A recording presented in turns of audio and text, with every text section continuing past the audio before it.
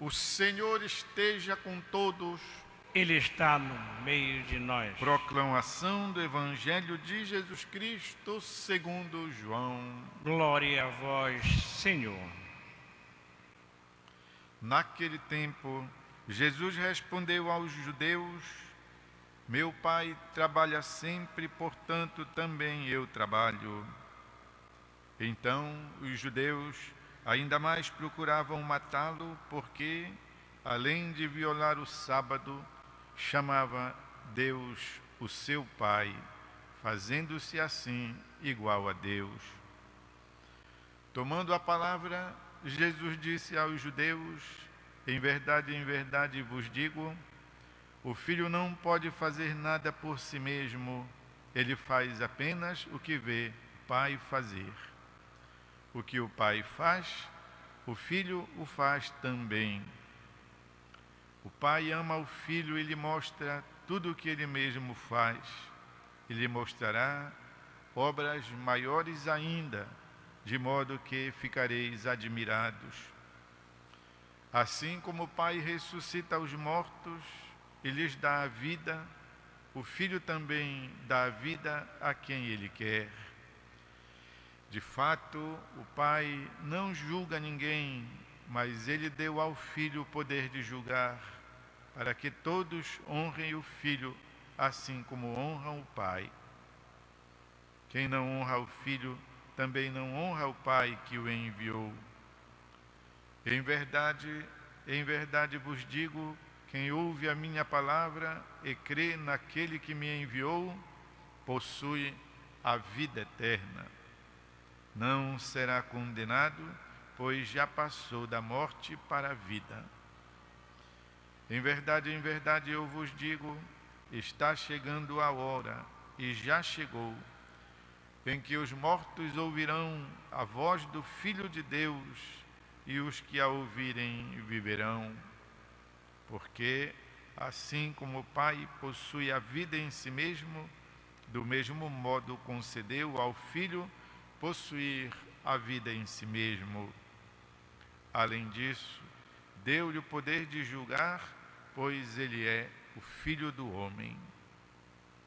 Não fiqueis admirados com isso, porque vai chegar a hora em que todos os que estão nos túmulos ouvirão a voz do Filho e sairão. Aqueles que fazem o bem ressuscitarão para a vida, e aqueles que praticam o mal ressuscitarão para a condenação. Eu não posso fazer nada por mim mesmo. Eu julgo conforme o que escuto, e meu julgamento é justo, porque não procuro fazer a minha vontade, mas a vontade daquele que me enviou. É palavra da salvação. Glória a vós, Senhor. Meus irmãos e irmãs, já estamos na 4ª semana do tempo, pois da Quaresma. Viveremos mais uma e depois entraremos na Semana Santa. Por isso a liturgia também ela vai nos conduzindo para a aproximação da Semana Santa e, é claro, para a culminância disso, que é o Tríduo Pascal.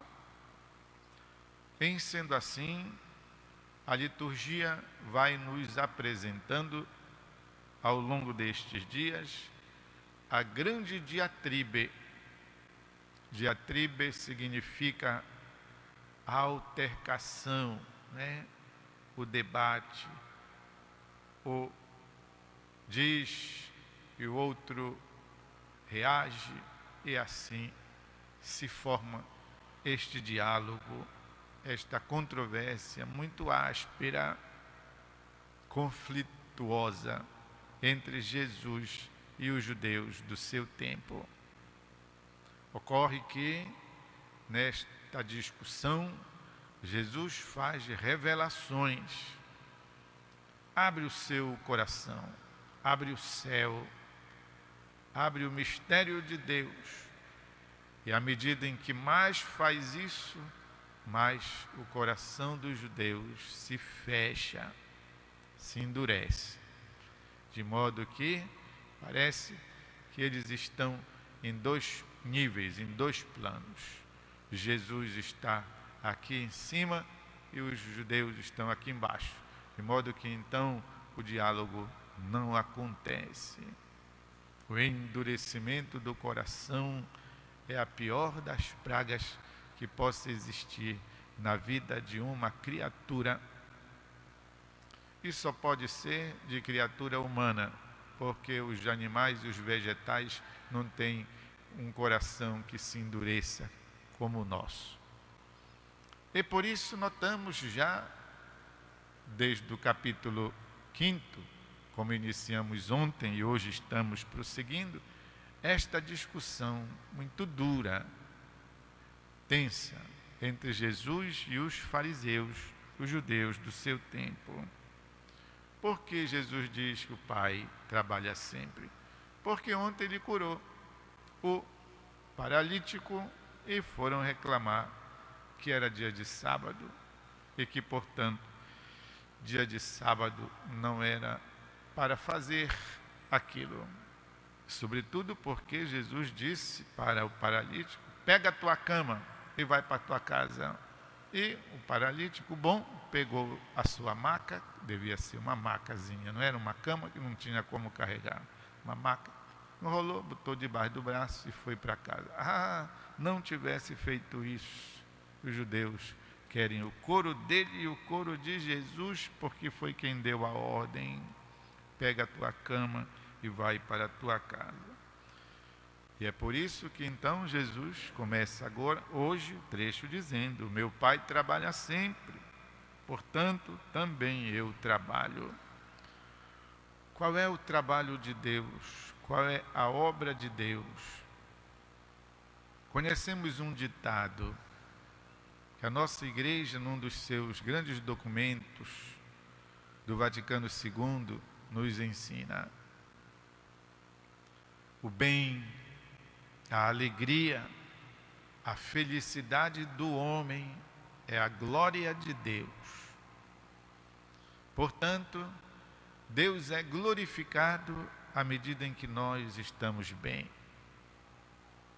Por isso, quando Jesus diz que o Pai trabalha sempre, eu também trabalho, quer dizer que o Pai sempre busca o nosso bem, sempre está querendo proporcionar, preste atenção, querendo proporcionar, porque muitas vezes nós mesmos não queremos, nós próprios não queremos, isto é, queremos no modo de pensar da nossa cabeça, do nosso subjetivismo, pensamos que aquilo é o bem e não é.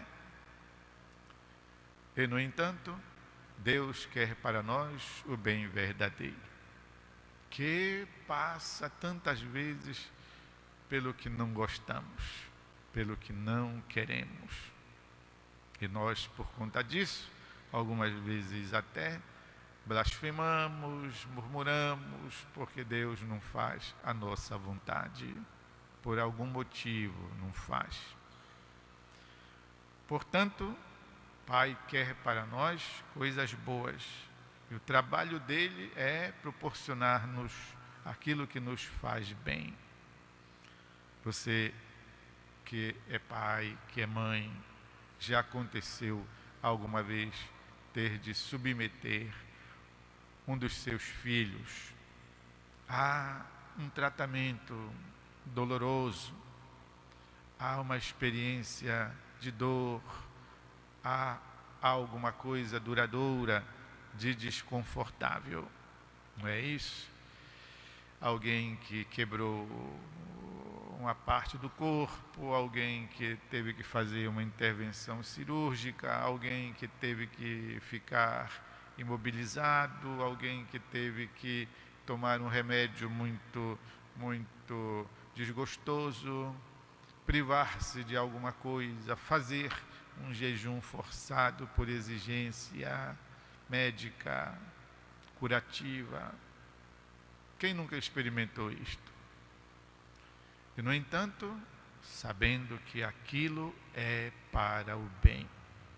E hoje, quem sabe, o filho, a filha, já crescidos, já até velhos, né, entendem, agradecem e sabem que, se não tivesse sido aquela imposição, teriam certamente morrido ou acontecido coisa pior no sentido da saúde. Pois é, meus irmãos e irmãs, assim também muitas vezes acontece conosco. Conhecemos aquela experiência muito bonita contada num livro de Dom Helder Câmara, ele mesmo contando que a criança passou por à frente de uma casa onde havia o jardim e viu o jardineiro com a tesoura podando, pois, a roseira. E a roseira ainda tinha umas rosinhas lá. E o jardineiro, né, cortando a pobre da roseira. E o menino então ficou indignado, disse: seu malvado, olha o que você está fazendo. E o jardineiro, experiente do seu métier, disse: menino, passe daqui a alguns dias.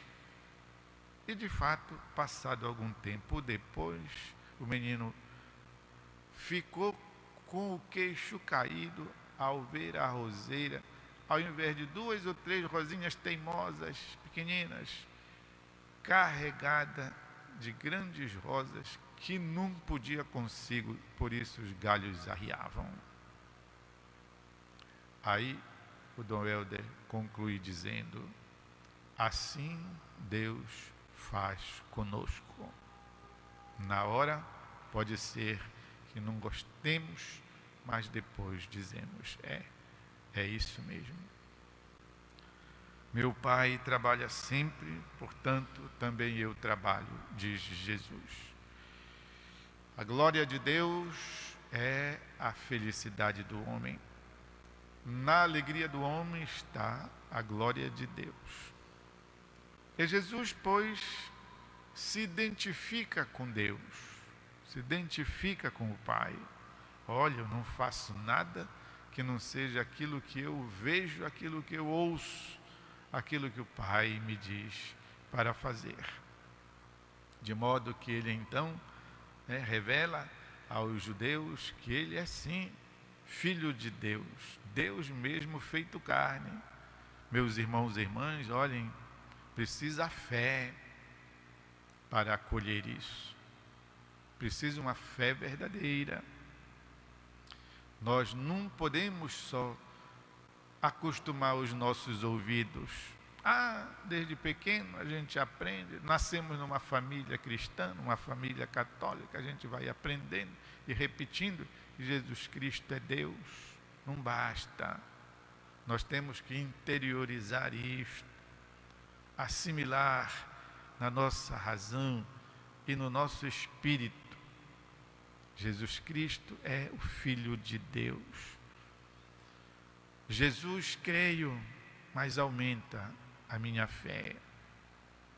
Por isso nosso Papa fala que muitas vezes nós sofremos da esclerose, da amnésia, do Alzheimer espiritual.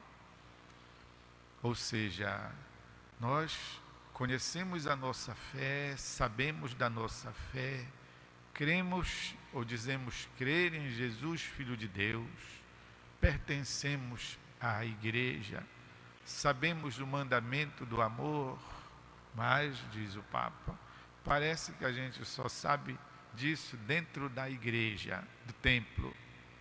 Depois que a gente sai, parece que a gente esquece. E por que, diz o Papa? Porque aí a nossa vida, ela não vai bater. Lá fora ela não bate, não combina com aquilo que nós dizemos na igreja crer. Por isso fala ele de uma esclerose, de uma demência espiritual. Nós dizemos crer, até adotamos, aceitamos aquilo, mas não vivemos de acordo. Crer que Jesus é Deus significa até mesmo nós também submetermos à sua mesma condição de vida. E, em último ponto, significa assumirmos nós também a morte, martírio. E que, sabemos, não precisa ser a morte do pei, né? Pronto, está morto, não. Não precisa ser o martírio do cristão que ia, né, no Coliseu, devorado pelas feras. Não. É aquele martírio, muitas vezes, cotidiano, que nós, por isso mesmo, chamamos de incruento. O que quer dizer o martírio incruento? É aquele em que você não derrama sangue, né? Não recebe os tiroteios, os disparos, como a irmã Dorothy. Não, mas é todo dia aquele tanto de cruz que temos para carregar. Acreditar em Jesus, Filho de Deus, significa, portanto, submeter a nossa vida à dele. E isto nós nem sempre fazemos ou estamos dispostos a fazer. Mas Jesus, na sua condição divina, afirma: o Pai tem a vida eterna e o Filho também, a quem acreditar, dá a vida eterna. De modo que a vida eterna só quem pode dar é Deus, e Jesus por isso está afirmando: senhores, senhoras, eu sou Deus. E aí acontece então aquilo que nós devemos fazer, que é apresentar a nossa aquiescência. Senhor, eu creio, mas aumenta a minha fé. Ou então repetirmos a frase bonita do Tomé: meu Senhor e meu Deus, que é uma confissão de fé, pois de que Jesus, o filho de Nossa Senhora, filho adotivo de São José, aquele rapaz cabeludo lá de Nazaré, que trabalhava na carpintaria com o pai dele, e que aos 30 anos começou a apresentar a sua obra de redenção, que aquele jovem é Deus, meu Senhor e meu Deus. Vamos, meus irmãos e irmãs, conduzir-nos sempre mais, com renovado fervor, ao encontro da Semana Santa e da Páscoa do Senhor, onde, na noite santa da Páscoa, nós renovamos nossas promessas batismais, dizendo que nós cremos sim em Jesus Cristo, Filho de Deus e nosso Salvador.